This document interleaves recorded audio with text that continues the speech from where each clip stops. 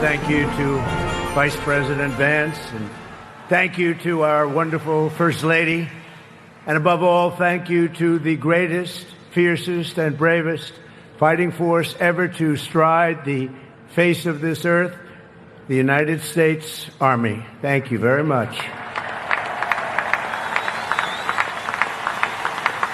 Because the Army keeps us free, you make us strong, and tonight you have made all Americans very proud. They're watching from all over the world, actually. Made them all very proud. Every other country celebrates their victories. It's about time America did too. That's what we're doing tonight. And watching this magnificent display, our souls are filled with gratitude for every generation of warriors who have worn the uniform all the way back to the very beginning.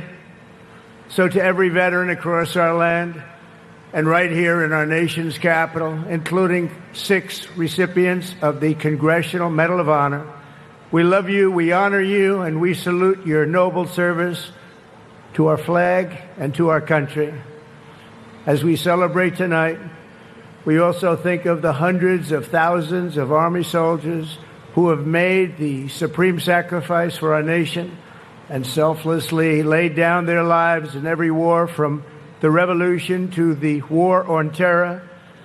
To the Gold Star families with us today, the courage of your heroes is the bedrock on which our entire nation stands. We thank you. Yes, we thank you. Today we commemorate an event that did not just change American history, but changed the history of the entire world. With the creation of America's Army on June 14th, 1775, liberty got its shield and the freedom got its sword. Those first Army patriots in the American Revolution fought against a fearsome enemy and impossible odds, but they were armed with a righteous cause. They were led by an indomitable commander, a truly great man, General George Washington, and they were united by an eternal creed. Their motto was victory or death. Over the past 2.5 centuries, our warriors have shown unrivaled valor on fields of battle around the globe. With the frostbitten feet and bloody fist, they have marched into the flames and fury of combat, charged up mountains, stormed beaches, waded through torrents of gunfire, and leapt into skies thick with smoke and shrapnel. The U.S. Army has driven bayonets into the heart of sinister empires, crushed the ambitions of evil tyrants. Beneath the threads of American tanks, it's done so well, it's done so much, and sent the devil himself flying into full retreat. Time and again, America's enemies have learned that if you threaten the American people, our soldiers are coming for you. Your defeat will be certain, your demise will be final, and your downfall will be total and complete.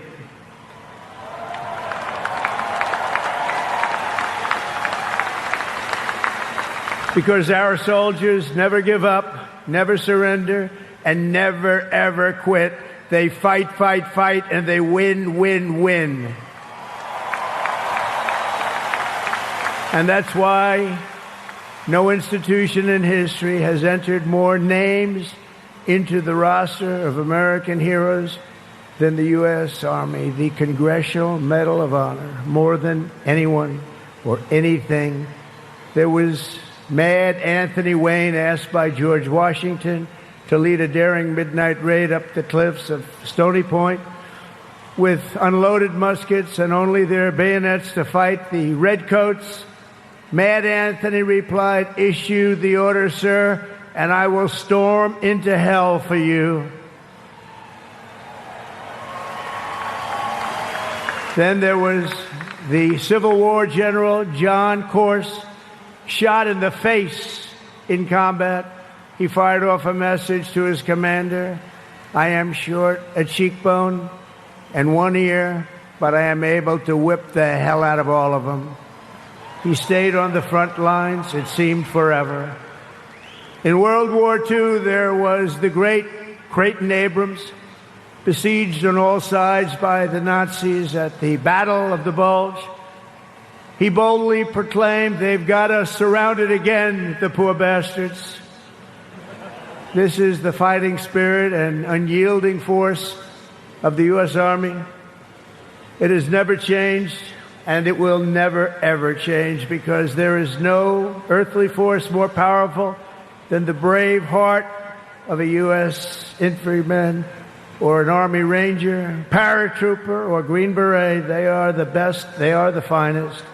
From Bunker Hill to San Juan Hill, from Gettysburg to Guadalcanal, from Yorktown to Shiloh, and from the trenches of the Argonne to the mountains of Afghanistan, the Army has forged a legacy of unmatched courage, untold sacrifice, and unequaled and undying glory. Our soldiers have poured out their blood by the bucketful on Missionary Ridge and Heartbreak Ridge, on the sands of Sicily, Normandy, and the Philippines, and on the dusty streets of Da Nang, Baghdad, and Fallujah. Thanks to their extraordinary service and devotion, 250 years later, America stands tall, America stands proud, and America stands free. We're the hottest country in the world right now, and our country will soon be greater and stronger than ever before. Down through history, we've been blessed beyond words by this valiant legion of Army warriors and patriots, heroes and legends. And tonight we affirm with unwavering certainty that in the years ahead and in every generation hence, whenever duty calls and whatever danger comes, the American soldier will be there.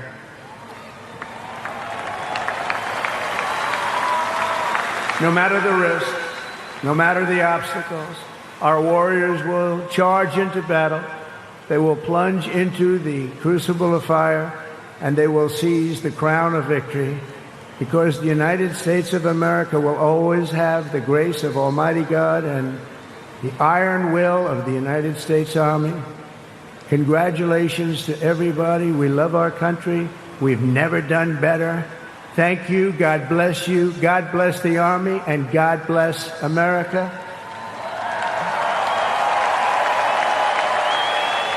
And now I'd like to ask our great First Lady to join me at the podium. Thank you very much, everybody.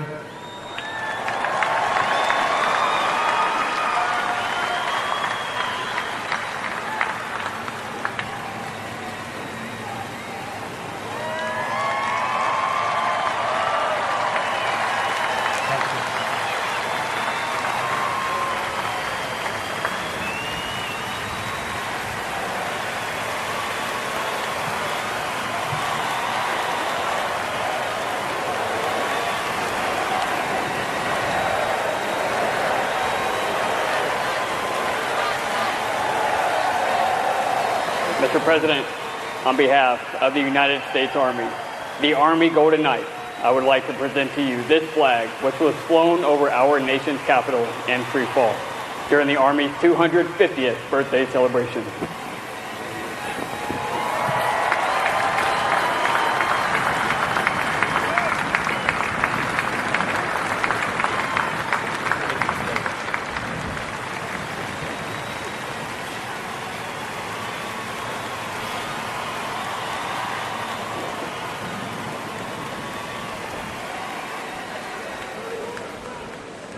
Chairman of the Joint Chiefs of Staff, General Dan Payne.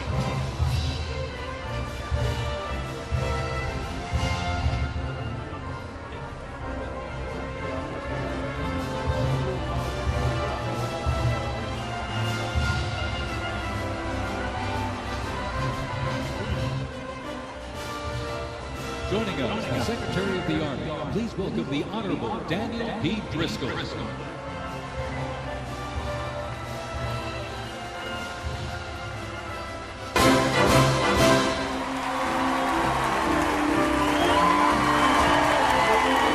Ladies and gentlemen, please welcome the Secretary of Defense, the Honorable Pete Hegseth.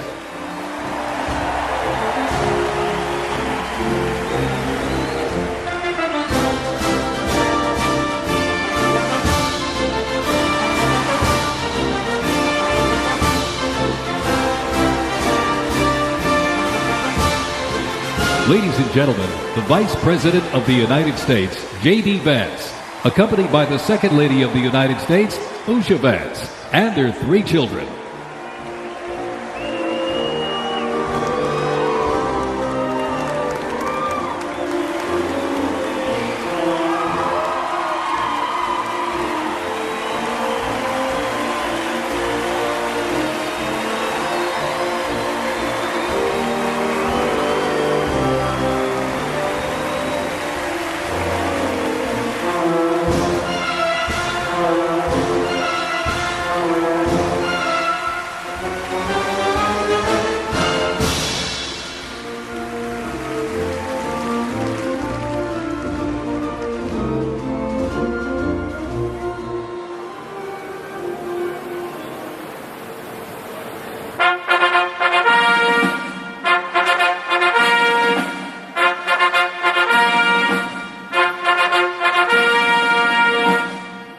Ladies and gentlemen, please welcome the President of the United States, Donald J. Trump, and First Lady Melania Trump.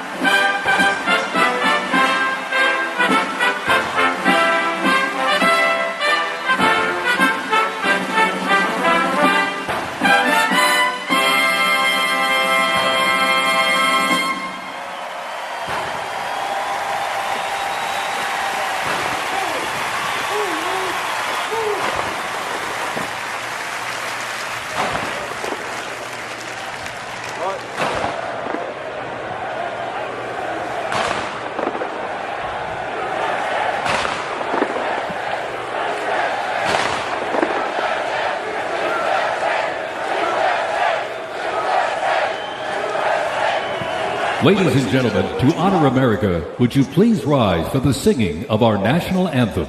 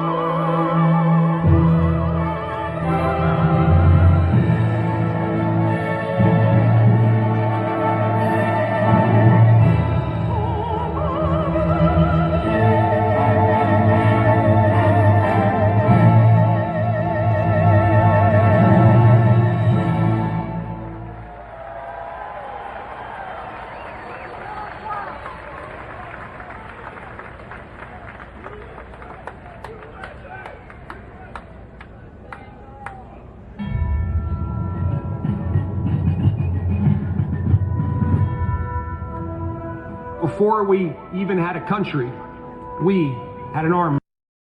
A small, unorganized group of shop owners and farmers, but they fought the most powerful army in the entire world to a standstill in Concord, Lexington, and Bunker Hill. Then our Continental Congress chose George Washington as general of our Continental Army. But it wasn't until 1 year later, on July 4th, 1776, that news arrived of the signing of our Declaration of Independence. Now we had a new army and a new nation. With little gunpowder, no shoes, bloody feet, few cannons, little training, and even less food. Valley Forge started in December. They went into winter camp in December of 1777. Approximately 2,000 Americans died that winter of disease. They lived through hell, but they never ever gave up. Not this army, not this first American army. Finally, Washington and his army arrived here at Yorktown, where they had General Cornwallis and his powerful British army trapped in this city against the sea. All of the preparation that Washington has learned through the course of those 6.5 years meets its full force here at Yorktown, and he employs it brilliantly. Sailing from the Caribbean, the French Navy arrived and took on the British fleet. Washington decided to make his move. Our men began digging to get closer and closer to the fort, finally getting within rifle and cannon range.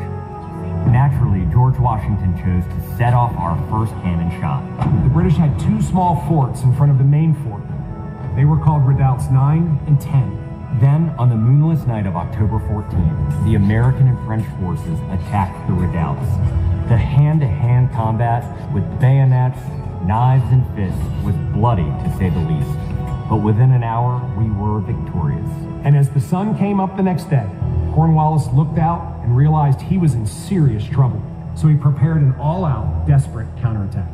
It didn't work, and the British were forced to surrender.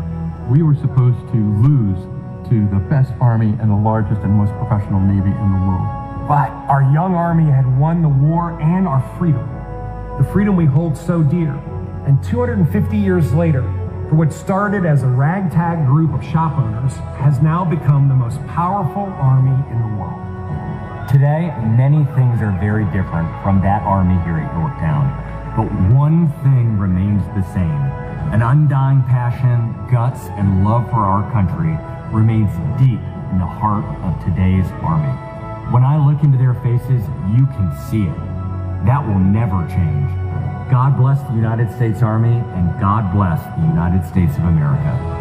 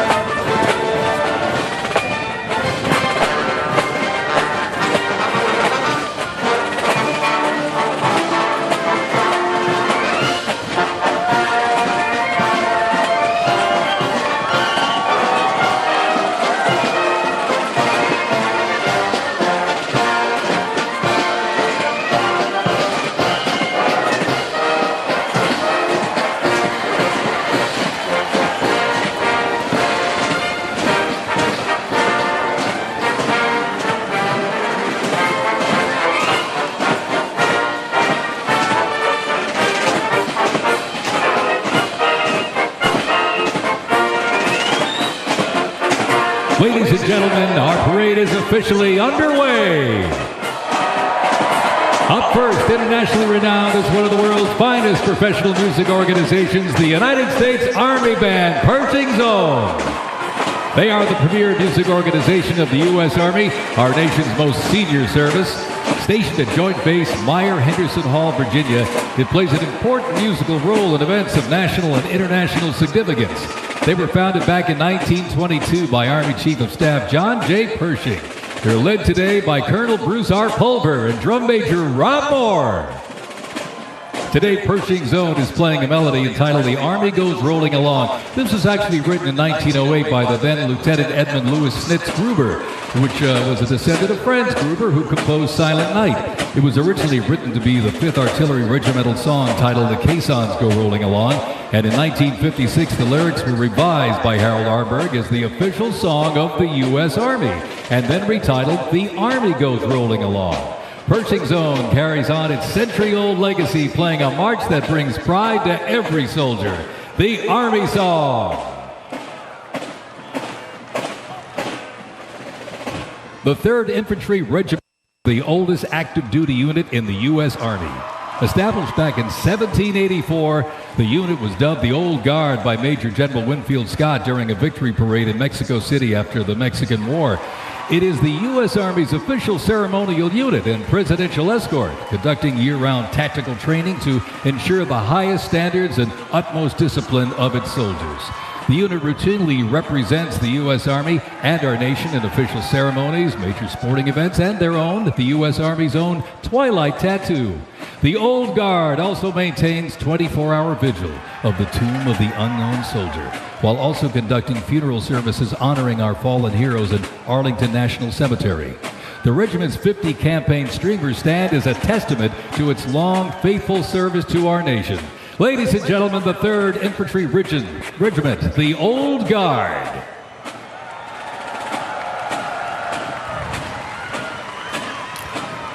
In 1775, the shot heard round the world at Lexington and Concord sparked a revolution, uniting 13 colonies and forging a continental army from farmers and frontiersmen. Against the odds, they turned the tide at Trenton and Saratoga, survived Valley Forge, and at Yorktown forced a British surrender, securing independence and giving birth to the United States of America.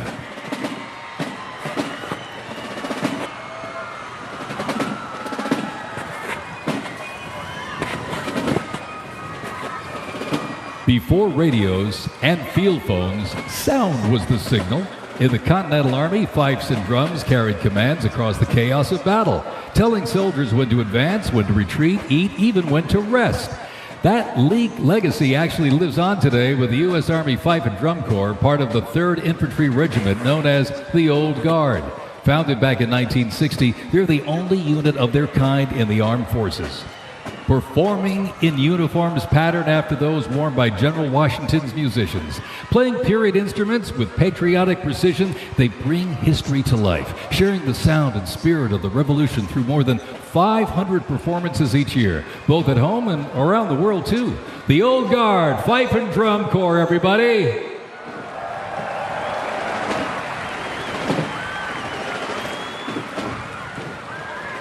And now, from high above, ladies and gentlemen, celebrating 250 years, States Army Parachute Team, the Golden Knights. Descending at over 120 miles an hour, the Golden Knights are using flexible wing gliders to maintain their formation. They open their main canopy simultaneously and negotiate the softest possible landing. I'll tell you, they can't hear you, but they sure can see you.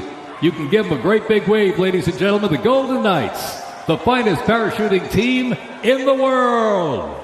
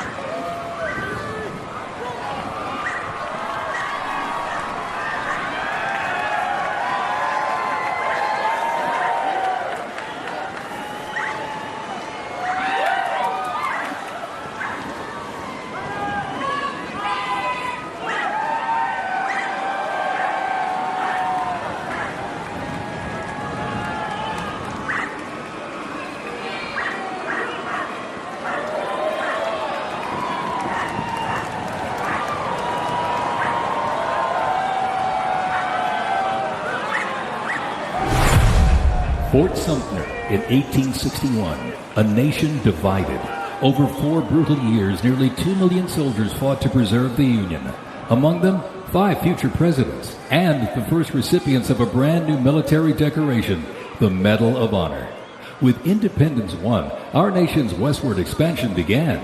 The Army moved in step, guarding settlers as native scouts lit the way. Immigrants joined the cause, and the Buffalo Soldiers etched a legacy of grit and honor across the American frontier.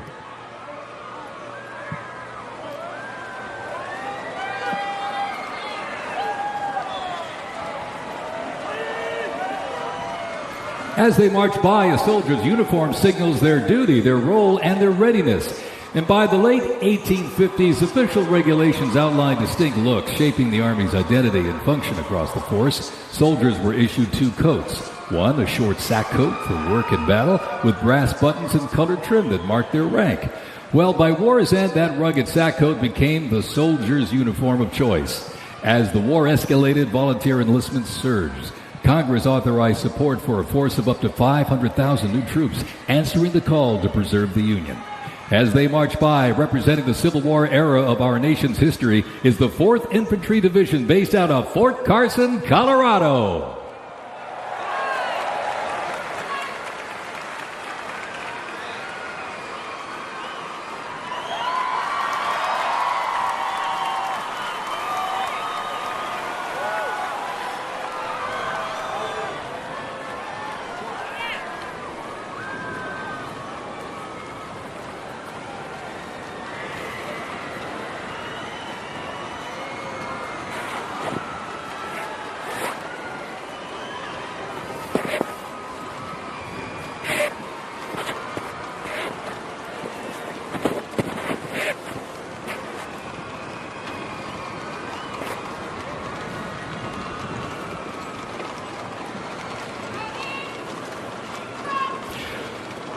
From Port Cavazos, Texas, home of legends, the 1st Cavalry Division rides with pride.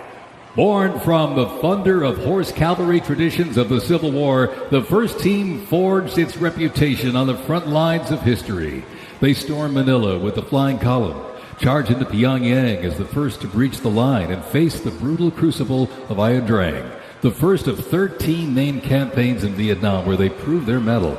Today, that same warrior spirit lives on. You'll know the name, and you'll know them by their iconic cav hats, elite soldiers, and cutting-edge equipment.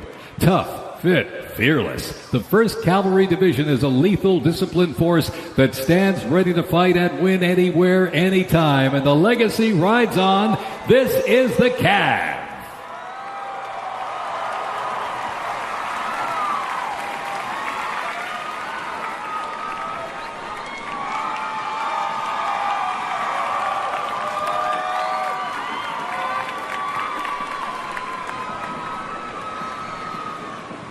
Special thanks to our sponsor, Lockheed Martin.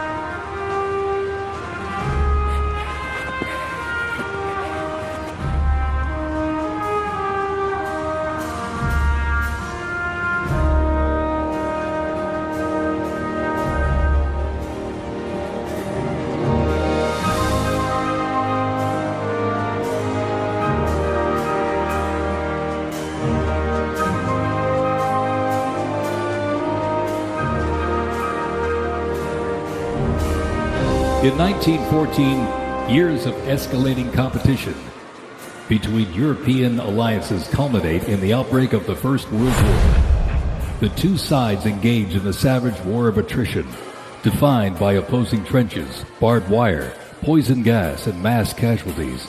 The United States initially maintained its neutrality, but was eventually drawn into the conflict in 1917.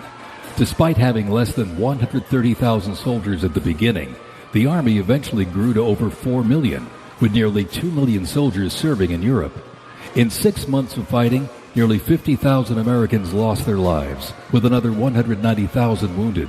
The guns fell silent with the armistice of November 11, 1918.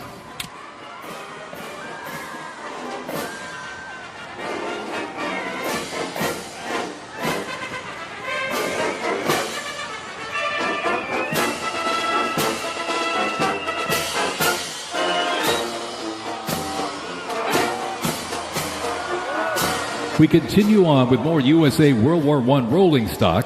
This 1918 Dodge touring car was part of the legendary 1919 Transcontinental Convoy. 3,251 miles and 62 grueling days across the Lincoln Highway. Remember, no pavement, no GPS, and no power steering. Just grit, determination, and the drive to push Army mobility into the future. This car literally helped pave the way for the roads we rely on today, and reminds us when the Army moves, the nation follows. The 1918 Dodge Touring Car.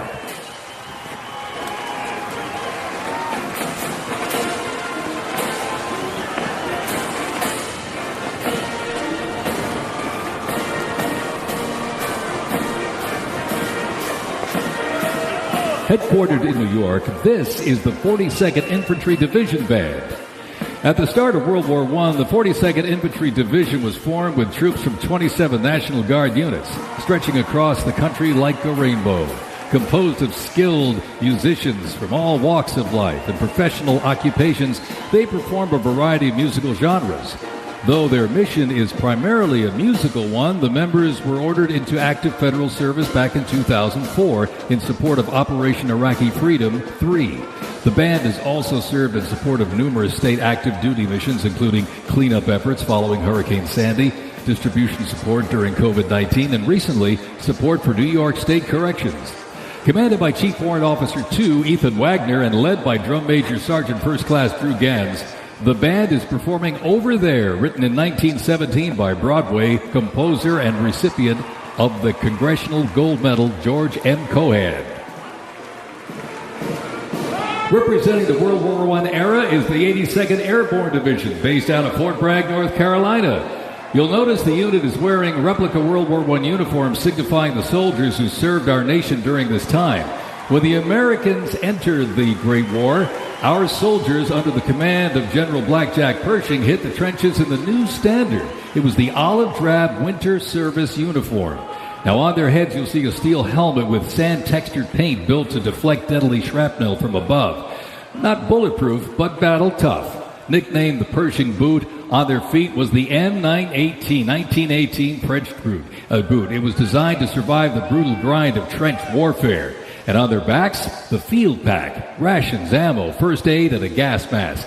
Everything a doughboy needed to fight and to win.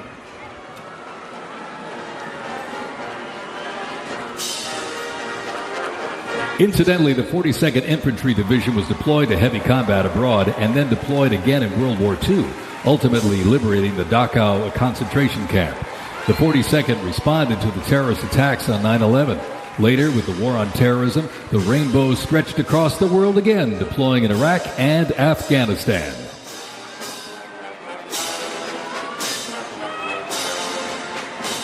Thundering into view, the pride of Fort Sill, the U.S. Army Artillery Half Section. This is literally powered by horsepower and heritage. This elite ceremonial unit honors the legacy of the Army's horse-drawn artillery. With precision, discipline, and 6 majestic horses pulling a vintage 1918 caisson, the half section keeps tradition alive and rolling strong. Representing the power, pride, and precision of America's field artillery, this is Fort Sill's finest, ladies and gentlemen.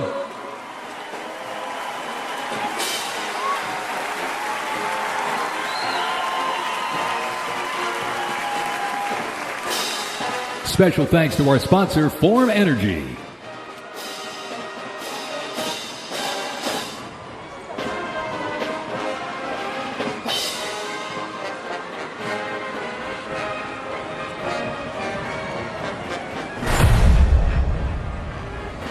World War II, a global fight for freedom.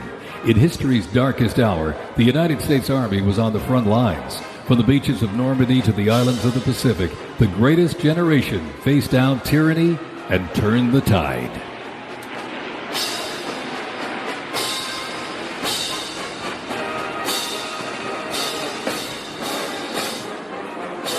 From bombers to fighters to transports, U.S. Army aircraft started to thunder across the skies in World War II. And take a look up there, ladies and gentlemen. Flying overhead right now. They are fast, they are fierce, and famously used in the Doolittle raid over Tokyo. Leading up front, the mighty B-25 Mitchell. Up next, the Cadillac of the sky, the P-51 Mustang. From the sky, we're back down on the ground. In World War II, one vehicle led the charge, the legendary quarter-ton 4x4 command recon vehicle, the Jeep. You might have a Jeep in your driveway, but not like this. The U.S. Army truck quarter-ton 4x4 command reconnaissance, better known as the Jeep, was an iconic vehicle of World War II and was the world's first mass-produced four-wheel drive vehicle. The Army used the Jeep for almost every military activity, including command vehicles, scout cars, and medical ambulances.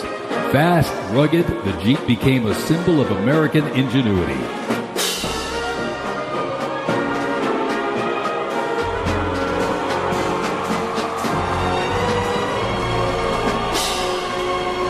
From Fort Bragg, North Carolina, this is the 82nd Airborne Ceremonial Band. The 82nd received the nickname All-Americans after a contest as it represented the diverse origins of its members from every state. This name remains today symbolized by their iconic AA patch. Fort Bragg's finest, ladies and gentlemen. Give them a big round of applause, the 82nd Airborne Ceremonial Band.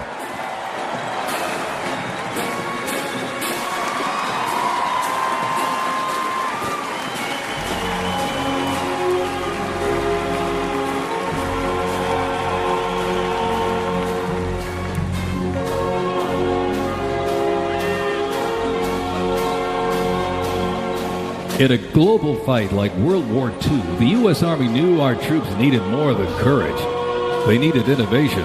Uniforms evolved for every environment, but olive drab remained the mark of the American soldier. Shaped by lessons from the trenches of World War I, the Army introduced two battlefield essentials: the M1 helmet, tough, stable, and built to protect under fire, and the M1 Garand rifle, powerful and fast. It gave American troops a very clear edge. General George S. Patton called the M1 rifle the greatest battle implement ever designed, and history proved him right.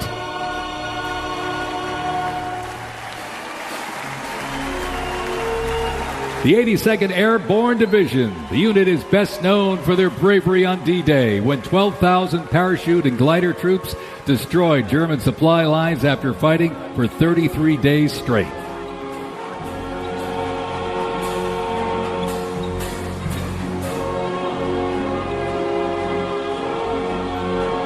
The 101st Airborne Division, based out of Fort Campbell, Kentucky, traces its lineage back to 1918 when it first established as the 101st Division. Known for their ability to rapidly deploy across the world, the unit has held a crucial role in operations since its inception. From parachuting behind enemy lines on D-Day to leading helicopter assaults in Vietnam, the 101st redefined modern warfare. In the 50s, the Screaming Eagles stood tall at home, protecting the Little Rock Nine during the fight for civil rights. In recent decades, they've been sent across the world with stints as far as the Middle East, where they took part in Operation Desert Storm and participated extensively in the war on terrorism in Iraq and Afghanistan. The Screaming Eagles continue to lead the way as tomorrow's division in today's Army.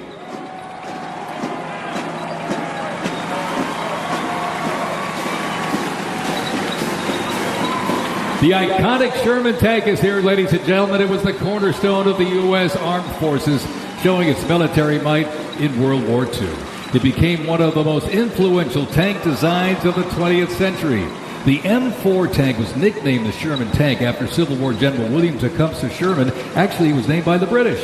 With almost 50,000 produced during World War II, the Sherman tank was in active service until 1957. In World War II, the M16 half-track was a force to be reckoned with. It was a self-propelled anti-aircraft weapon with speed, firepower, and grit. Nicknamed the Meat Chopper, its quad 50 caliber mount could unleash 2,300 rounds a minute. Quite devastating. It served through Korea, Vietnam, and beyond, and remains in use in U.S. allies to this day. The M16 half-track brings the fight wherever it rolls.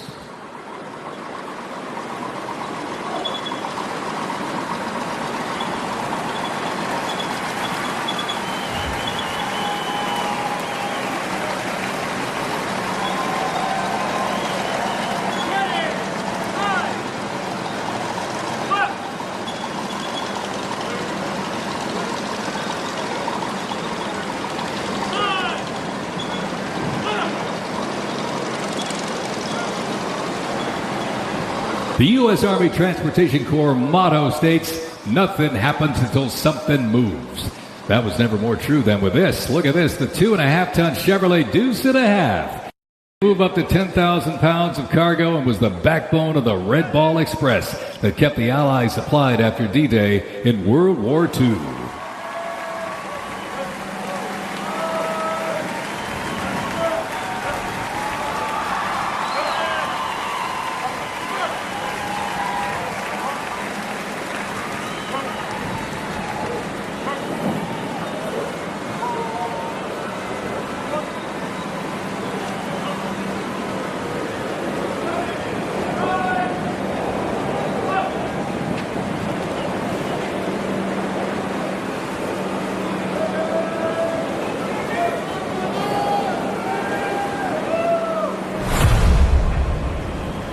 The Korean War, often referred to as the Forgotten War, began on June 25, 1950, with the North Korean Army's invasion of South Korea.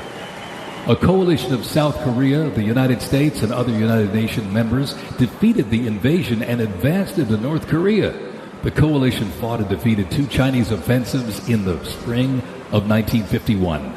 Armistice negotiations began shortly after that defeat in July of 1951 until the armistice was signed 2 years later in 1953.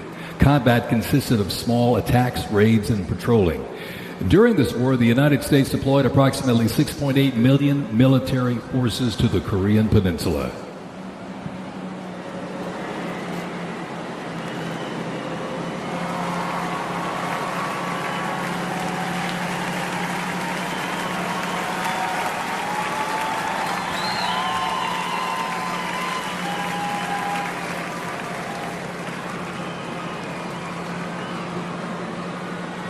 Special thanks to our sponsor, Coinbase.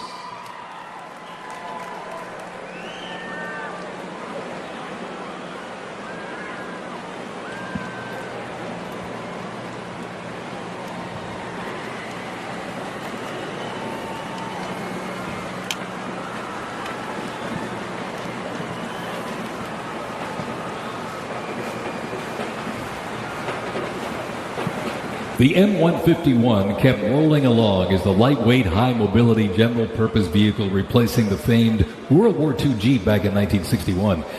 Officially named the Military Utility Tactical Truck, or MUT, most servicemen generally referred to it as a Jeep. The vehicle spanned more than 40 years in 4 manufacturers and were everywhere that the Army was deployed.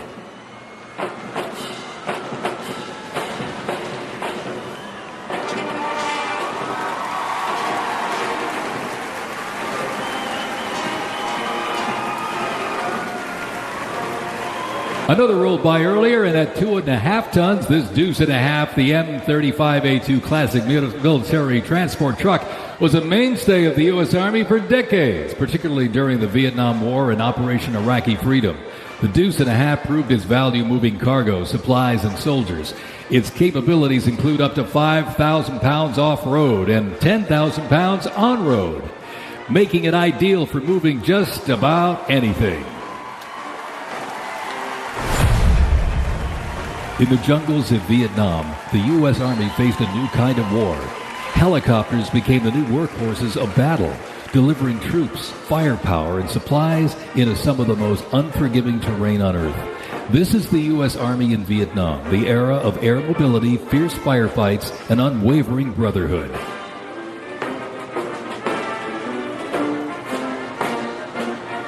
And over the music marching through, the roar of these legendary Army helicopters takes to the air. Flying overhead right now, they help define the Vietnam War. That staccato beat of the rotor blades was a welcome sound to many troops mired in combat. From transport and medevac to close air support and reconnaissance, they brought the fight to the front and pulled the wounded to safety. The OH-6 Cayuse scouted the terrain with unmatched agility. The AH-1 Cobra, also nicknamed the Snake, brought serious firepower. Its slim design, as you can see here, helped it survive and thrive in hostile environments to protect soldiers below. And the icon of the era, the UH-1 Huey, the first turbine-powered helicopter in service with the U.S. military. There was nothing the Huey couldn't do. General support, air assault, cargo transport, medic evacuation, and ground attack missions. The Cayuse, Cobra, and Huey, ladies and gentlemen, three iconic Army symbols in the sky.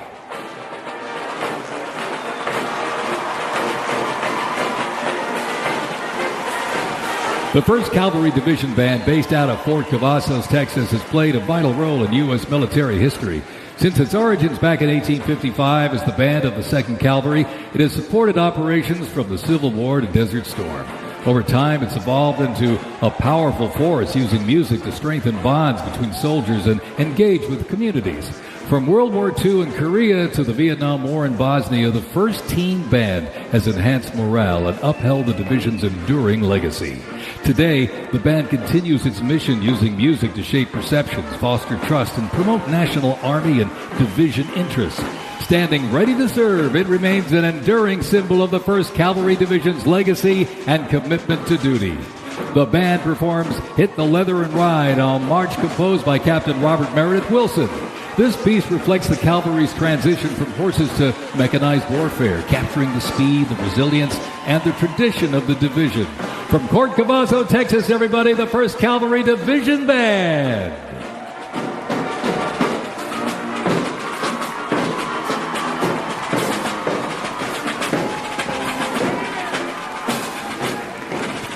The U.S. Army deployed large numbers of troops in support of the Vietnam War.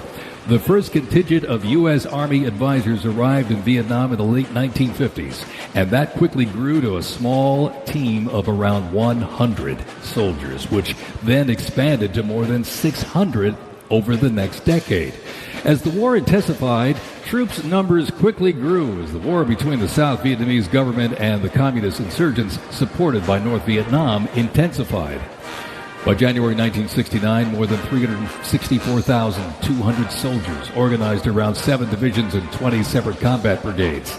The United States began withdrawing its forces in July of 1969, and the last Army combat unit left South Vietnam in August of 71.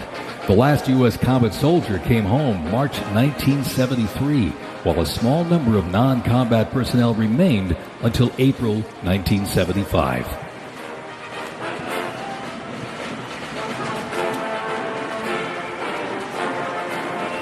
Representing the Vietnam War era is the 101st Airborne Division based out of Fort Campbell, Kentucky. The unit is wearing replica Vietnam War uniforms signifying the soldiers who served our nation during this time. Blistering heat, thick humidity, and unforgiving terrain demanded uniform innovation, and the Army, they delivered.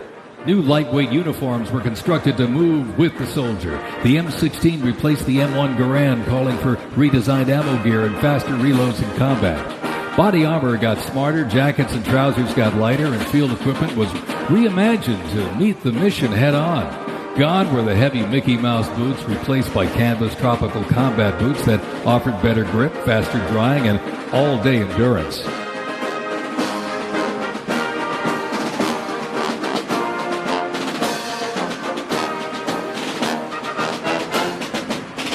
Special thanks to our sponsor, Oracle.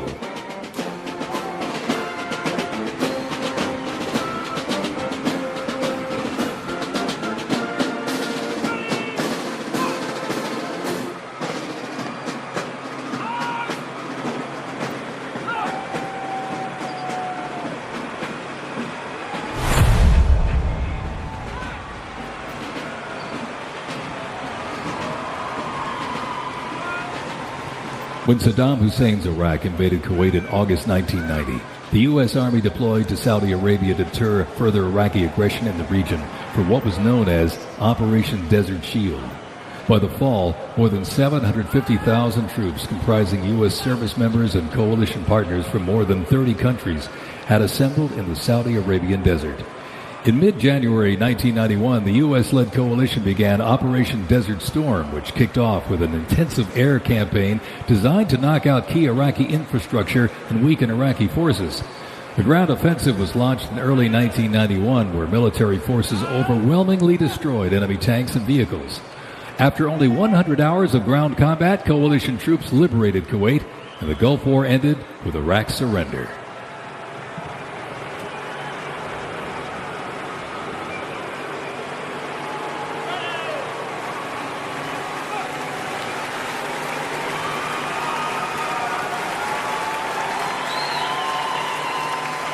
From Fort Riley, Kansas, this is the 1st Infantry Division, one of the Army's most storied divisions.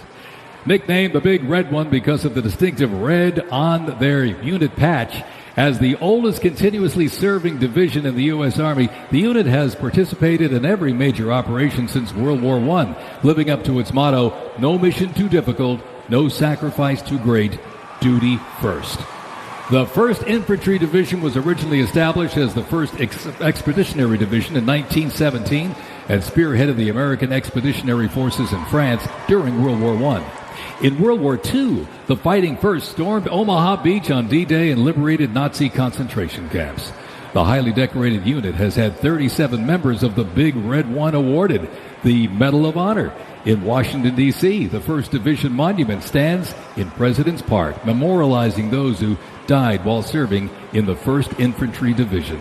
Ladies and gentlemen, they are the Big Red One, the 1st Infantry Division.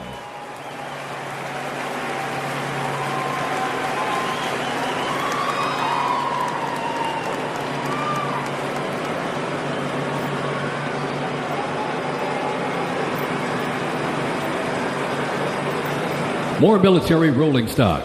During Operation Desert Storm, the M2 Bradley fighting vehicle proved its value on the battlefield. It is fast, it is tough, and it is lethal. Named for General Omar Bradley, a leader from West Point's famed class of 1916, the Bradley was built to carry troops into combat with protection and power. Armed with a 25mm chain-driven cannon and twin-tube-launched, optically tacked, wire-guided missiles, it played a critical role in clearing the way during the ground assault into Iraq. While the Paladin looks and sounds like a tank, it is technically a self-propelled howitzer and was first introduced back in the 1960s. Over the years, it's been upgraded to perform in versatile battlefields from Vietnam to the Soviet Union to Iraq.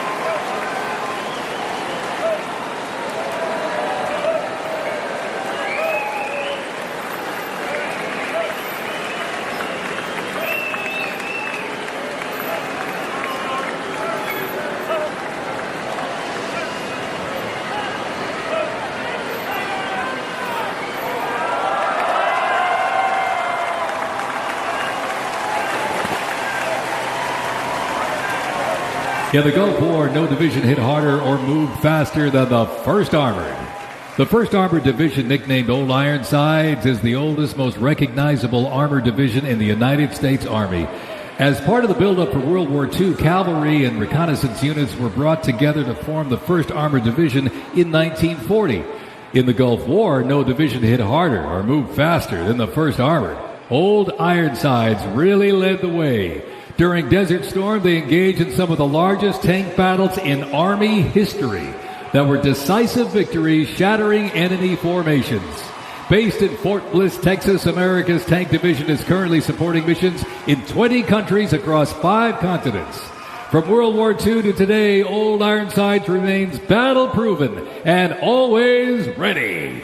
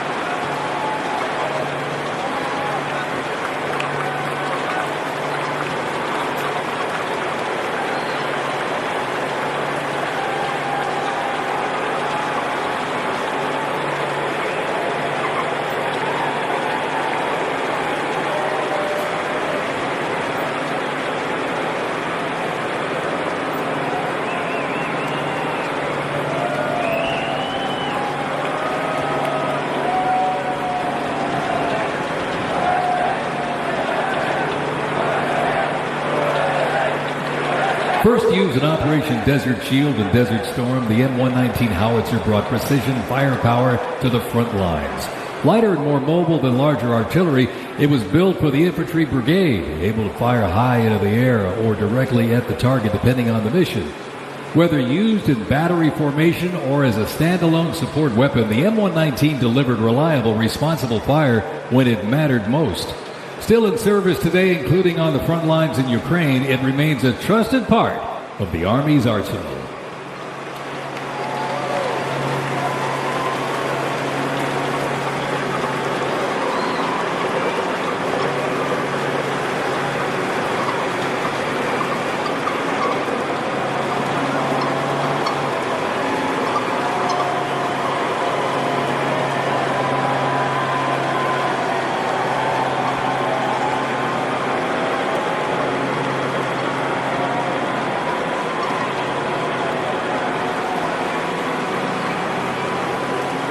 Special thanks to our sponsor, UFC.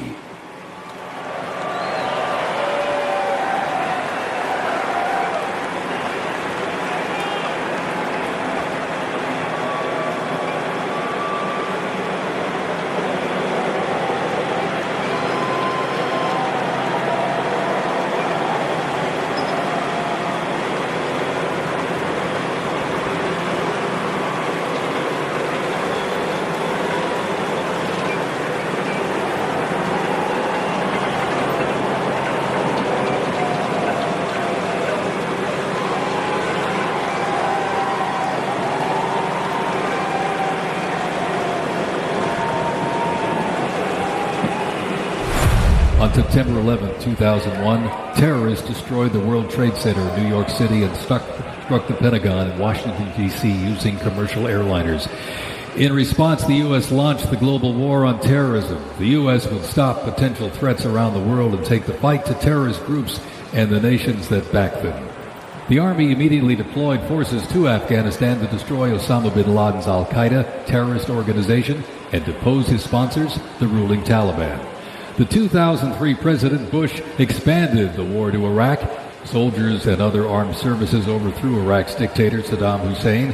The fight to stabilize Iraq and prevent terrorist groups from overthrowing its new government continues to this day. The campaign in Afghanistan lasted until 2021 when U.S. forces withdrew and the Taliban returned to power. Over the course of the two-decade conflict, over 2 million servicemen and women, less than 1% of the American population, deployed in support of the global war on terrorism. Most of those who served were members of the United States Army.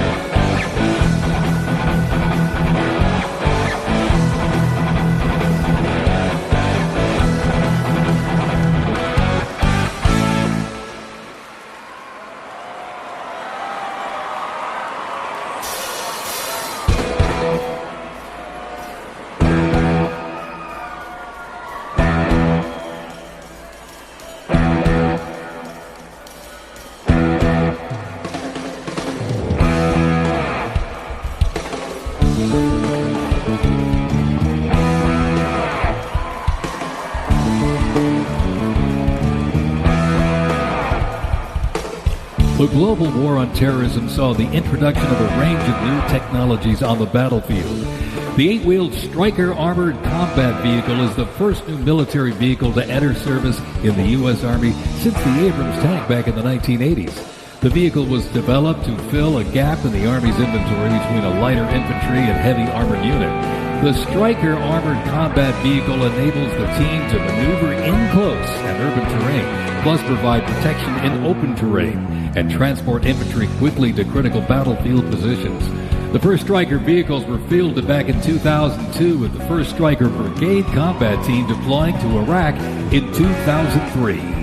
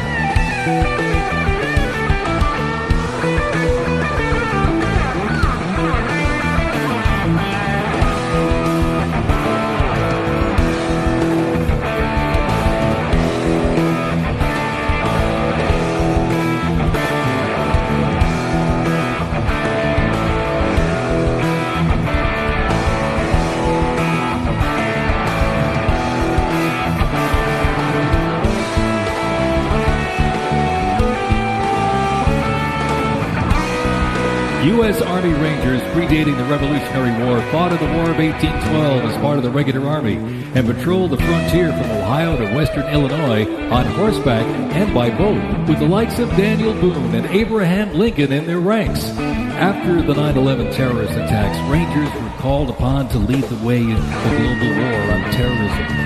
As part of the U.S. Army Special Operations Command, the 75th Ranger Regiment, based out of Fort Bragg, North Carolina, represents a lethal, agile, and flexible force capable of conducting many complex joint special operations missions. Today's Rangers Regiment is the Army's premier direct action raid force.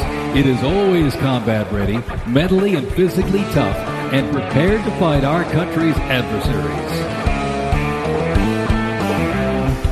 The U.S. Army Special Operations Command is an elite group of individuals trained to lead and succeed in protecting the country from their threats. Composed of 5 units with unique specialties, Special Operations works with small tactical teams, taking on the most challenging and sensitive missions. Military legends to service members and civilians alike, they take on terrorists through quiet guerrilla war-style missions in foreign countries. Ladies and gentlemen, the U.S. Army's Special Forces.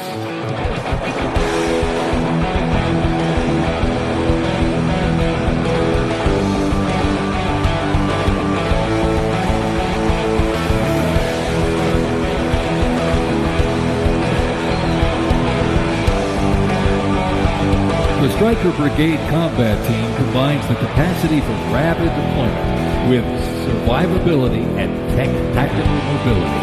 Adaptability and continuous transformation to overcome our enemies is vital. Fighting an elusive enemy in distant places and at home requires new tools such as unmanned aerial vehicles for surveillance and the Blue Force Tracker to see real-time details of troop movements. The United States does not face the challenging international environment alone. Our network of allies and partners is an advantage that our adversaries can never hope to match. Over 80 nations have fought alongside the United States or assisted in during the global war on terrorism.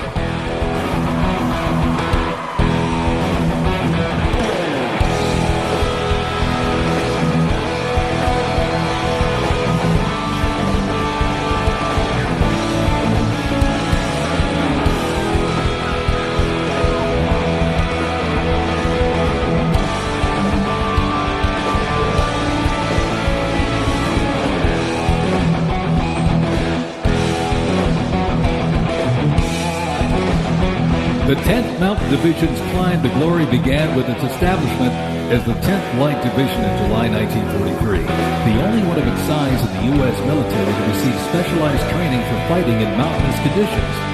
After periods spent inactive as a training division and as a standard infantry division, the unit returned to its roots in 1985 when it regained its Mountain Division designation. In the 1990s, the division participated in numerous humanitarian and peacekeeping operations. During the War on Terrorism, the 10th Mountain Division proved their mettle as light fighters through repeated deployments to Afghanistan and Iraq. Now, since 2002, the 10th Mountain Division, based out of Fort Drum, New York, has been the most deployed regular Army unit. Its combat brigades have seen over 20 deployments to both Iraq and Afghanistan in support of Operation Iraqi Freedom and Operation Enduring Freedom. To show America's military might, they have one purpose: to deter war and, if ordered, defeat the enemies of the United States of America. They are the 10th Mountain Division.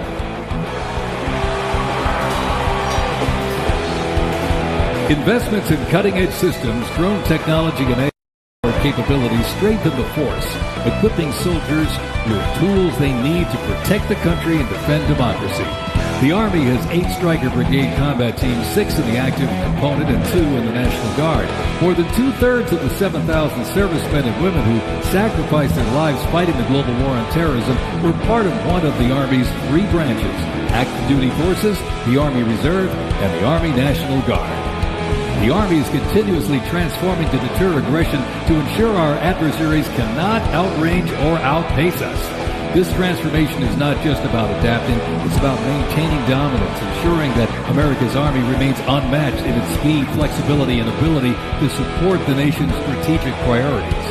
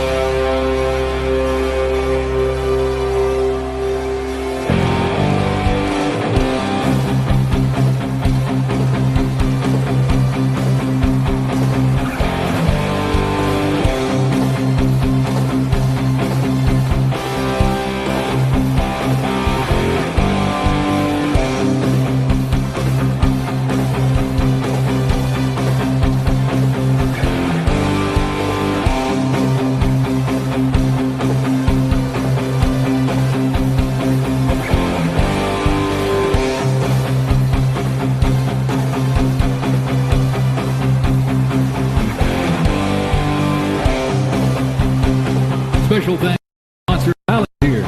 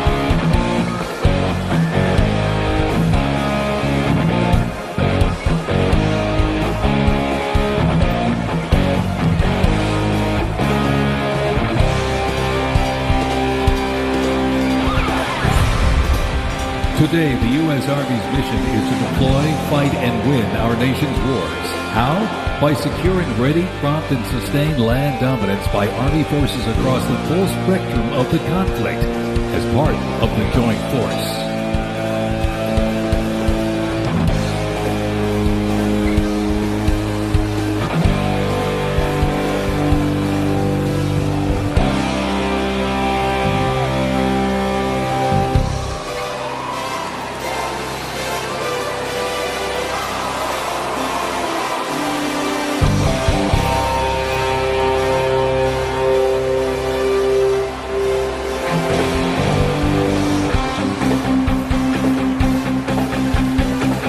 The Army forces battle-ready and nimble makes transportation for the U.S. Army a very vital element. Spread across the parade today, numerous fighting vehicles, some designed for very specific functions and others for flexibility, but they all must be maintained. With over 200,000 trucks alone, wheeled vehicle mechanisms ensure that the fleet of vehicles are ready, and these mechanics get the job done. This convoy starts with the M777, a lightweight howitzer. These lightweight howitzers may not look particularly lightweight, but are made from titanium. They are 7,000 pounds lighter than their predecessor, the old M198. Used by the Army since 2005, the M777 is currently being used in Ukraine. Weighing only 4,700 pounds, the M119 howitzer is smaller and is used by infantry brigades, particularly for air assault missions. It was first used in Operation Desert Shield and Desert Storm in 1991 and is also seeing active use in Ukraine.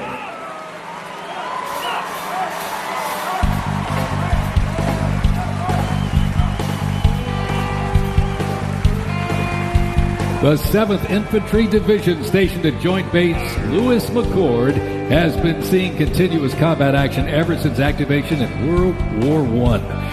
From Europe to the Aleutian Islands, Japan, Korea, Afghanistan, and the Pacific, the Bayonet Division boasts a proud history of answering the call of its motto, "Trust in Me," with resolute dedication. Sent to deployments and conflicts around the globe since it was founded, the division returned to Port Louis in 1971, its first time on American soil since 1934. The 7th Division, originally called the Hourglass Division due to their patch design, gained the nickname Bayonet Division during their deployment to Korea in June of 1950. At Incheon Landing during the liberation of Seoul, they were credited with plunging the bayonet into the heart of the enemy, with 13 members of the division receiving the Medal of Honor. The 7th enables and sustains the combat readiness of 2 Stryker Brigade combat teams and a combat aviation brigade.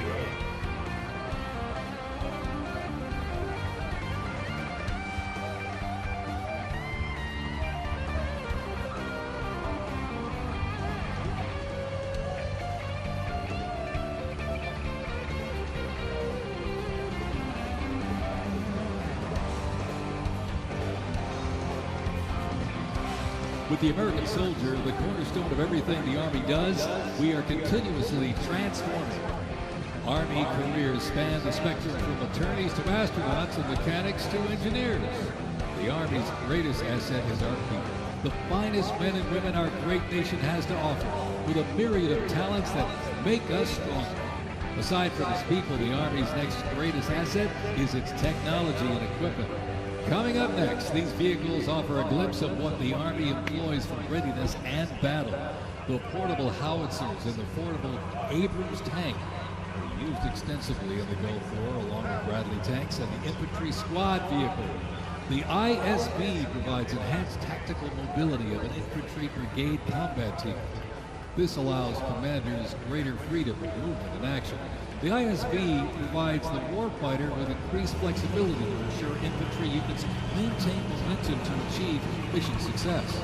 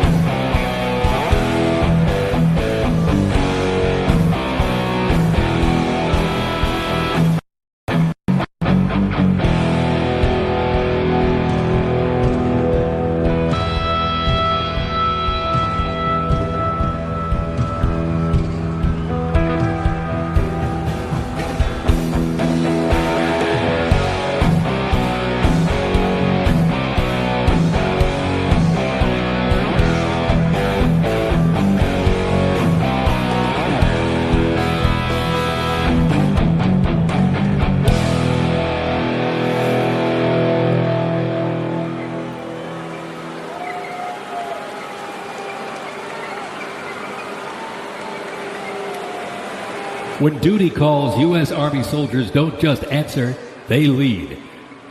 From Fort Bragg, witness a powerful demonstration of strength, purpose, and the unmatched capability of today's Army.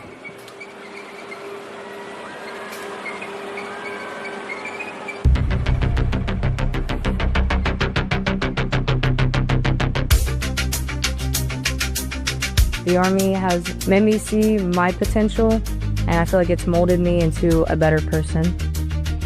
I grew up in a very patriotic household. My grandfather, he served in World War II, and his brother, my uncle, served in Vietnam. I can do this. If they can do this, I can do this.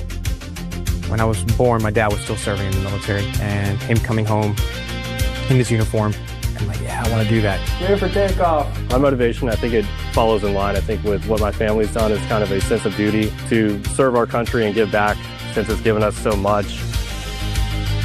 I'm a very, let's say timid person, but definitely helped me become a more confident person.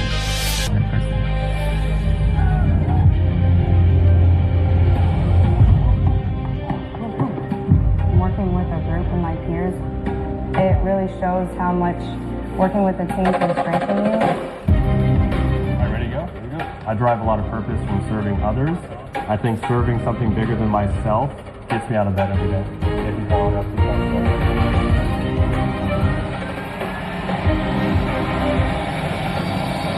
I definitely pushed myself further than I ever thought I could go. I joined the military service because I want to deploy. That's my main goal, is deploy, deploy, deploy. If we get the call, we have to go somewhere, we'll do what needs to be done. That's just the way we operate here.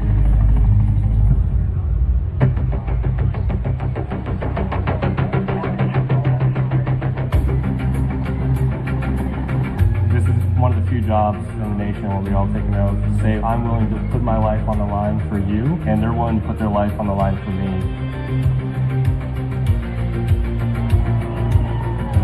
This is what we train for. This is what I want to do. My team leaders and squad leaders, they know exactly what to do. Check equipment, check weapons, check ammo.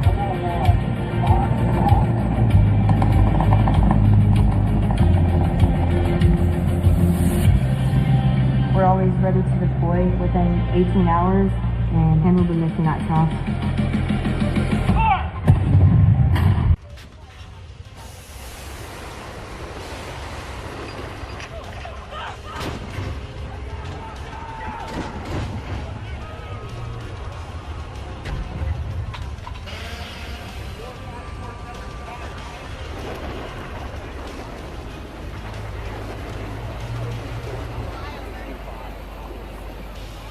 We jump so frequently so that our jump masters and paratroopers are ready to deploy.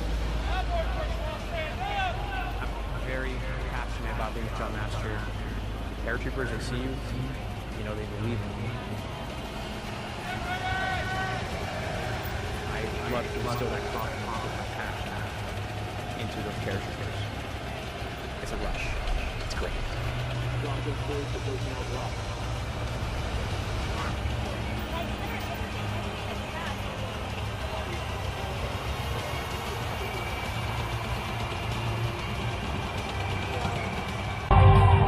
This week we honor 250 years of valor and glory and triumph by the greatest fighting force ever to walk the face of the earth, the United States Army.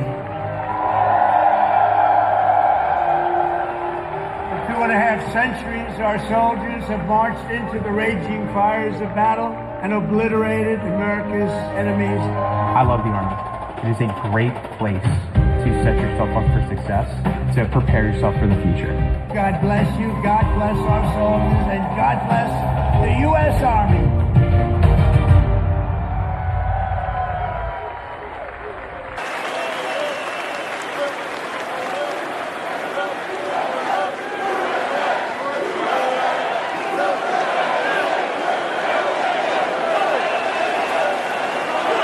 Joint Base Elmendorf-Richardson, Alaska is the home to America's Arctic Angels, who execute expeditionary operations worldwide, conduct multi-domain operations in the Indo-Pacific Theater and the Arctic, and on order decisively defeat any adversary in extreme cold weather, mountainous and high-latitude environments through large-scale combat operations. The Angels are the Army's only Arctic division. Masters of Arctic warfare, the 11th serves worldwide in all climates. Established in November of 1942, the Angels of the 11th Airborne Division led the way in the Philippines during World War II and spearheaded an amphibious invasion of Luzon and distinguished themselves during the liberation of Manila. After periods spent inactive and stationed in Germany from 1963 to 65, the division operated as the 11th Air Assault Division with the mission of testing and refining the Army's helicopter-centric air mobility doctrine. Activated once again in June of 2022, they remain dedicated to defending America's interests throughout the Arctic, in Alaska, and beyond. The 11th Airborne Division, America's Arctic Angels.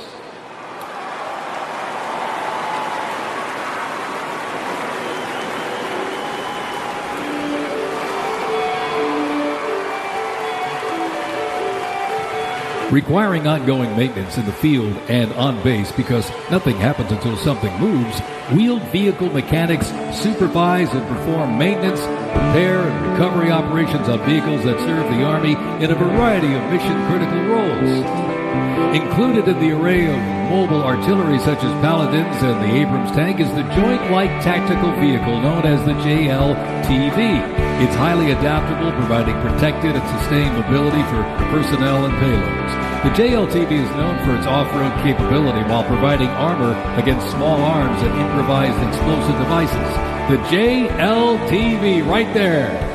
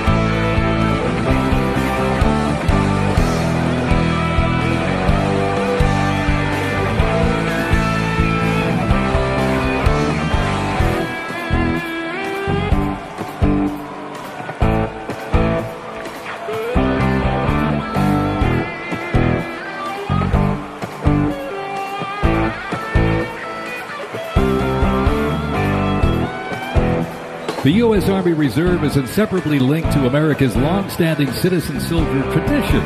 Organizationally, the Reserve's roots lie in the Medical Reserve Corps, established back in 1908 to provide a ready reserve of medical manpower. This organization was folded into the new offices of the Officers Reserve Corps in 1917. Reserve organizations furnished crucial manpower to the Army during World War I and were merged into 1920 into the Organization of Organized Reserve. During World War II, the Army activated 26 Organized Reserve infantry divisions, and roughly a quarter of the Army's officer corps came from the reserves during the conflict. During the Korean War, the Organized Reserve Corps was reorganized and redesignated the U.S. Army Reserve. The Army Reserve has since served as a vital source of manpower for the force during times of need, gradually transitioning from a strategic force to an operational force in response to the pressures of the war on terrorism. In the 170,000 Army Reserve soldiers and 11,000 civilians serving their home communities, and when needed, they can quickly mobilize. The Army can't deploy, they can't fight or win without the Army Reserve. They are an important component of Army readiness. Let's have a big hand for the Army Reserve.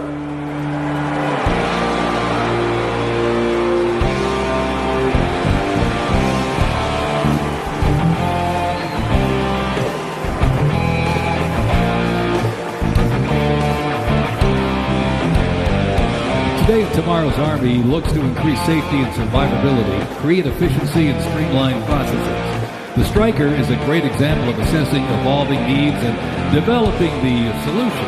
Strykers provide a balance between heavy armor and infantry brigade and combat teams.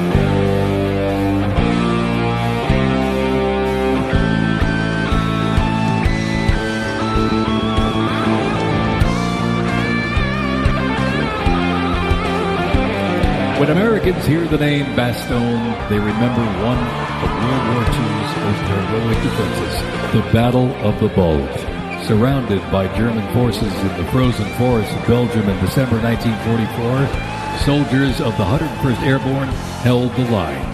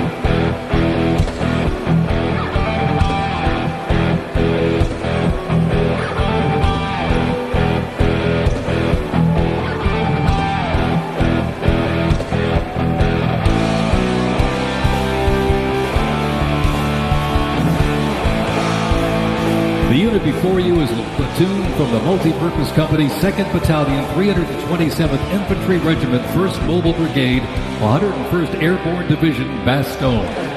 They are showcasing the Army's Transformation in Contact Initiative, a program that allows the Army to rapidly test, evaluate, and equip our soldiers with the newest technologies. Modern, mobile, and mission-ready, the Bastogne Brigade continues to adapt to new threats while staying rooted in the fierce resilience that defined its birth. They are carrying the next-generation squad weapons, the XM7 and XM250, both equipped with the XM157 optic.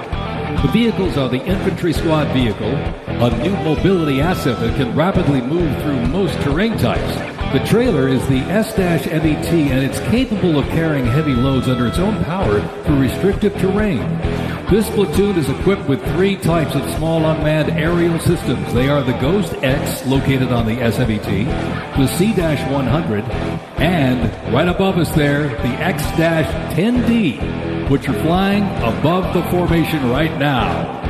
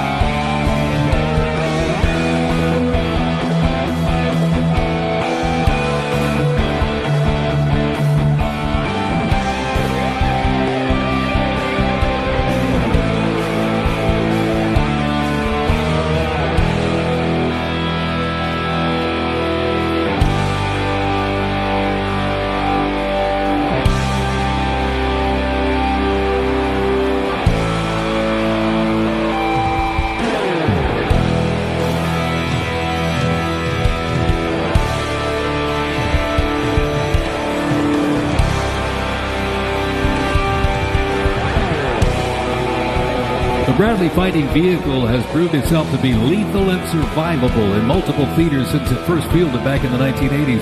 Designed as a troop transport tank killer and to match speed with an Abrams tank, the Bradley is a fierce fighting machine. The Bradley accompanies American troops often with the M1A1 Abrams tank nicknamed the Beast and Whispering Death because of its firepower, accuracy while moving, and its stealth. Together, they offer mobility and firepower, a fearsome combination.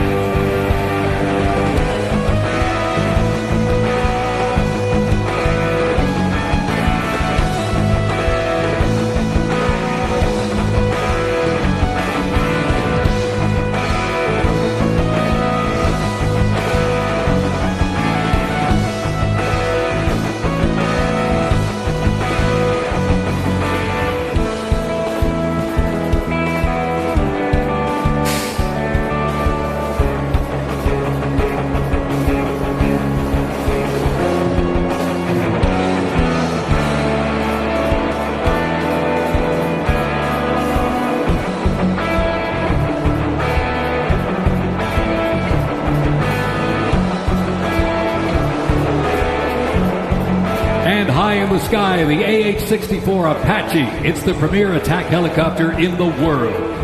The Apache entered service in the mid-1980s and continues to evolve and modify to meet worldwide threats. It can deliver intense fire on the battlefield with an array of aerial rockets, guided Hellfire missiles, along with 30-millimeter cannon fire. The aircraft you see here is configured with a sophisticated targeting radar system and can operate in poor visibility and in the black of night. With more than 1,280 aircraft in operation accumulating over 5 million flight hours, 1.3 million of which have been in combat, the AH-64 Apache represents the backbone of the U.S. Army's attack helicopter fleet and a growing number of international defense forces.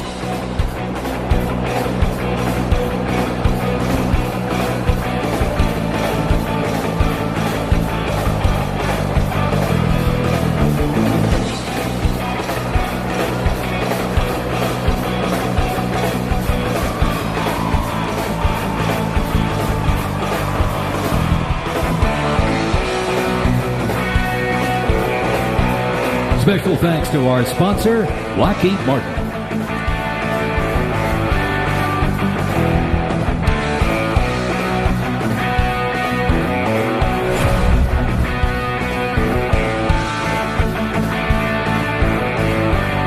Now, let's roll on to the future of Army readiness. The Army Research Laboratory robot dogs reflect the latest in Army innovation. Look at this. Much like a true canine, these robots can go where soldiers cannot. They have increased mobility, improved tactical awareness, reduced risk to soldiers, and enhanced teamwork. Replacing soldiers, robot dogs can explore terrain that may be difficult for soldiers to traverse, dispose of explosive ordnance, and act in defensive posture or aggressive capacity when armed.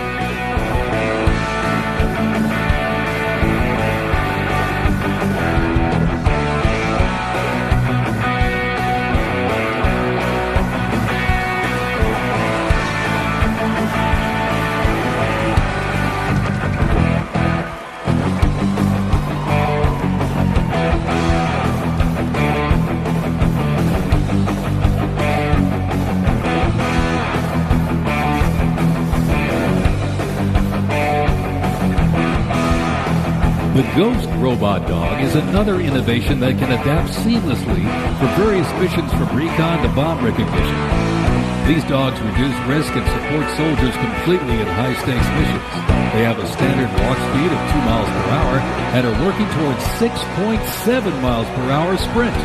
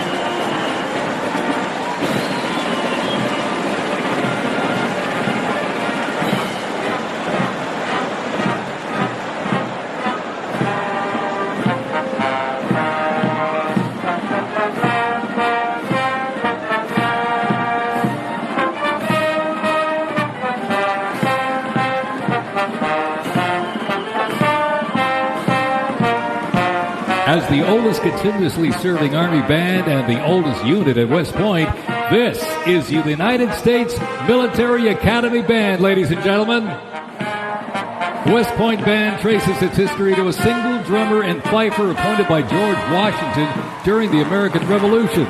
Over the next 2 centuries, this band evolved into one of the most capable and versatile performing groups in the world.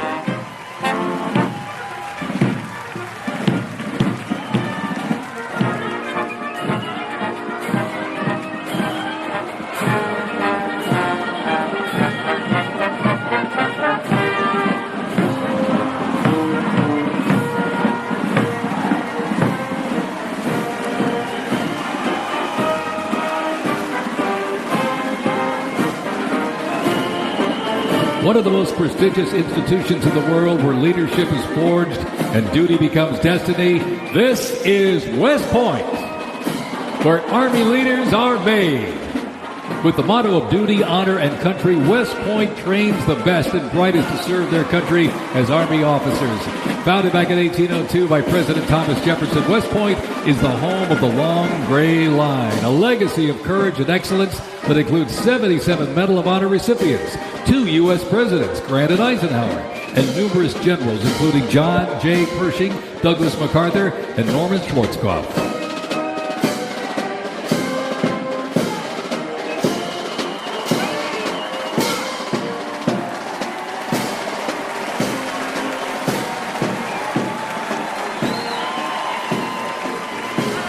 Upon entering the United States Army, all recruits undergo initial entry training, a highly intense and a challenging training period aimed at developing a soldier's physical and mental toughness, instill discipline, train them in essential combat skills, and foster teamwork. IET transforms civilians into soldiers based on the 7 core Army values: loyalty, duty, respect, selfless service, honor, integrity, and personal courage.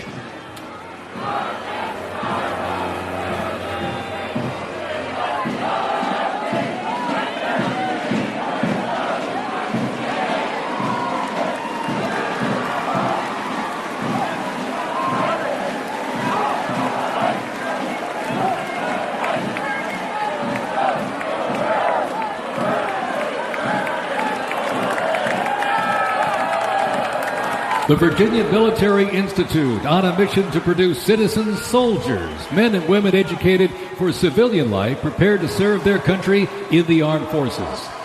VMI counts a Nobel Prize winner, 11 Rhodes Scholars, generals, 7 Medal of Honor recipients, and a Pulitzer Prize winner among its graduates. As one of the nation's senior military colleges, students at Virginia Military Institute can participate in Army ROTC or the Corps of Cadets. While cadets in the Corps can serve in any branch of the United States military or pursue other careers, those in Army ROTC earn their commission as officers, ready to serve on active duty in the National Guard or Army Reserve. Each year, the Army Senior ROTC Blue Ridge Battalion commissions approximately 130 second lieutenants, ensuring that excellence in leadership continues in generations to come.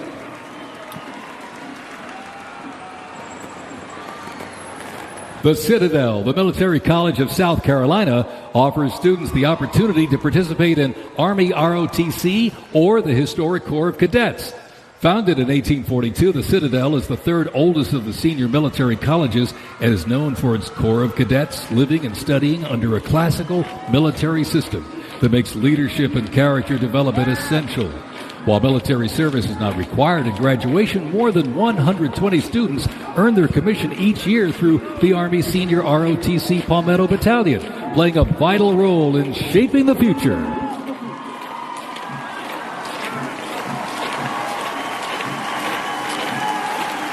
As one of the nation's senior military colleges, Texas A&M University is home to both Army ROTC and the renowned Corps of Cadets. The Corps of Cadets' central purposes has remained building individuals that exemplify respect, excellence, leadership, loyalty, integrity, and selfless service. Students at the university who participate in the Army ROTC earn their commission as officers ready to serve on active duty in the National Guard or Army Reserve. Each year, the Army Senior ROTC Warrior Training Battalion at Texas A&M proudly commissions more than 90 second lieutenants and is honored to shape the future leaders of the U.S. Army.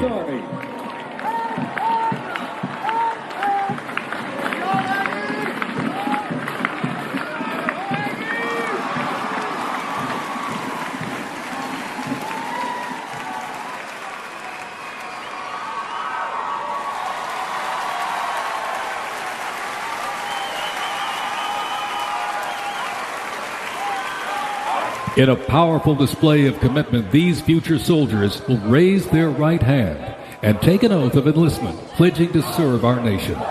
This joint formation is proudly led by the Joint Task Force, National Capital Region, and the Military District of Washington Retention Team.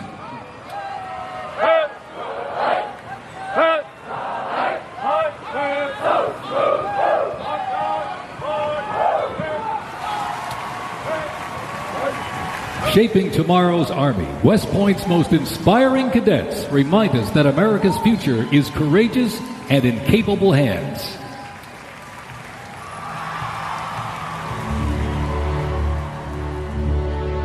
The pride to serve my country knows that I'm doing it not for myself. Every day I put on the uniform, I'm not just representing Caroline Robinson. I'm representing my company here at the Academy. I'm representing West Point. I'm representing the United States Army, and ultimately, I'm representing the United States of America. I really came to West Point because belief in the American dream and giving back to our country. You're a part of something that is much bigger than yourself. You're a part of a tradition of excellence and a legacy that's connected not only to the Academy, but to the American Army. I'm surrounded by people who want to make themselves better and serve our country.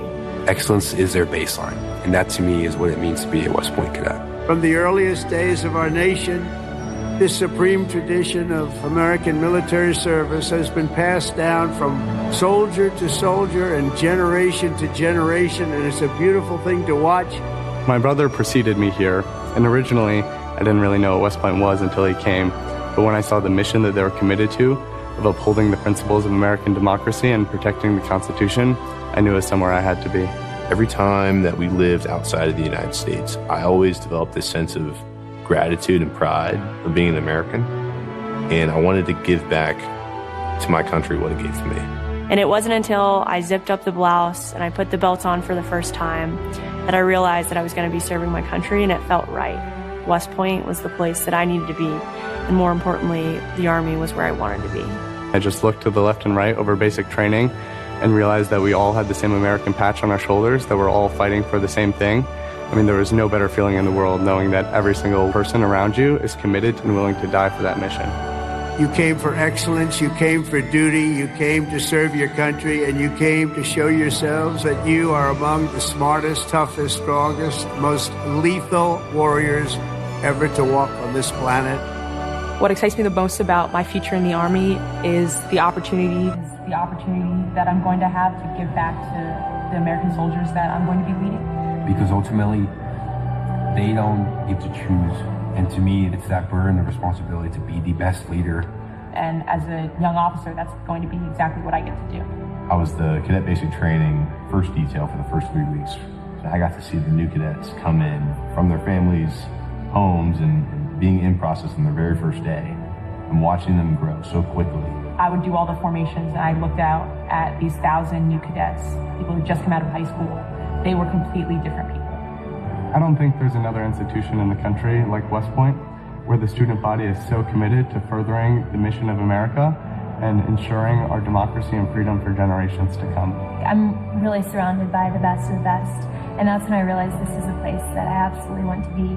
West Point itself is an amazing institution, but it only provides opportunities. The people here have to choose to take those opportunities and grow and lead and serve. And the people here want to do that.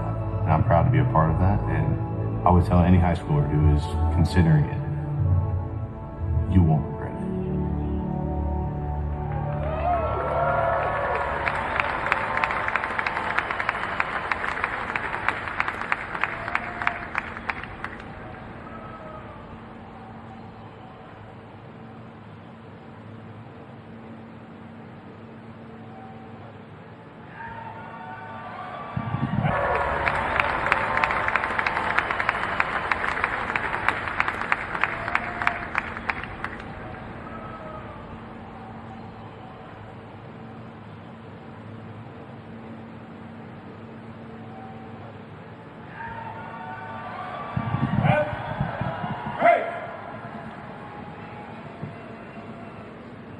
Mr. President, first sergeant Norris, reporting for duty, sir. Ready to commence the ceremony as directed. I state your name. Do solemnly swear that I will support and defend the Constitution of the United States of America against all enemies, foreign and domestic, that I will bear true faith and allegiance to the same and that I will obey the orders of the President of the United States and the orders of the officers appointed over me according to regulations and the Uniform Code of Military Justice. So help me God. Congratulations, congratulations. Welcome to the United States Army, and have a great life. Thank you very much. Have a great life. Thank you.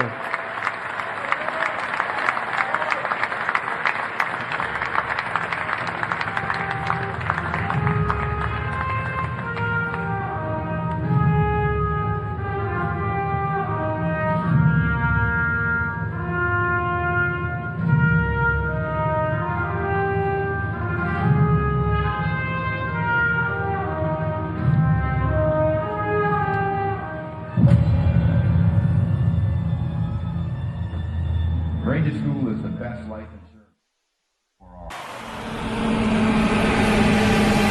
This week we honor 250 years of valor and glory and triumph by the greatest fighting force ever to walk the face of the earth, the United States Army. Each of you on the field today is among the most talented members of your generation. You could have done anything you wanted. You could have gone anywhere. You could have gone to any school. Matt's incredible heroism helped ensure that not a single American soldier died in the Battle of Shock Valley. For 2.5 centuries, our soldiers have marched into the raging fires of battle and obliterated America's enemies. The dignity, daring, and devotion of the American military is unrivaled anywhere in history and any place in the world. Our soldiers do not rest until they win. Our citizens know that you're standing guard, killing terrorists, crushing our enemies, and keeping America safe. But you're also keeping it strong and proud and mighty and free. This week we remember that we only have a country because we first had an army. As President of the United States, let me express my undying gratitude for every soldier here today, for every veteran and their incredible families, and for every patriot who has worn the uniform. Our debt to you is infinite and everlasting. With the grace of God, America will always prevail.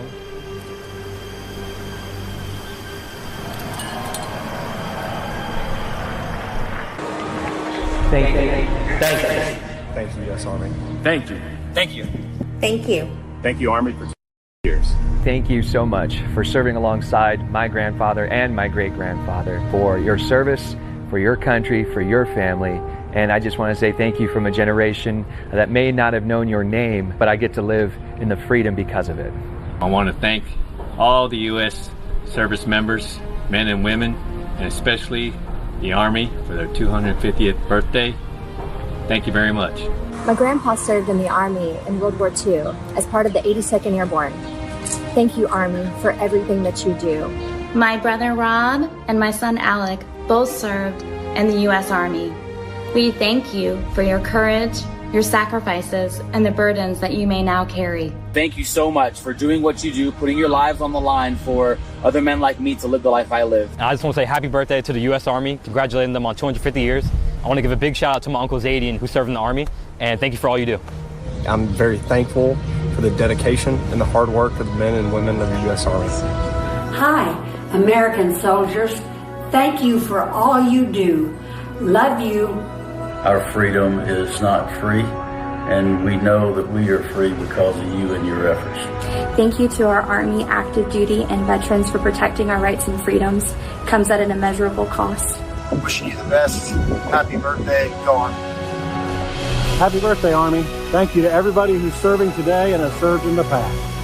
Love you guys and girls. Thank you so much for everything you do. A big thank you to the men and women that serve our country and everything you guys do for us. Thank you, Army, and happy birthday. Happy birthday, Army. Happy birthday, Army. Happy 250th.